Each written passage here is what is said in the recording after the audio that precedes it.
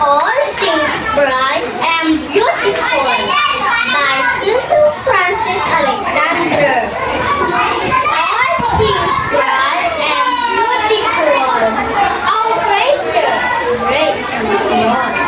All things mighty and wonderful, the Lord God made them all. Even the flower that opens, each little bird that sings. Made them glow with colors. He made their tiny wings. The mountain mountains, the rivers running by, the sunset and the morning, the brightness of the sky, the cool wind in the winter, the pleasant summer sun, the ripe fruit in the garden. He made them everyone. He gave us eyes to see them, and we might tell how great God Almighty was made of things well. All things bright and beautiful, like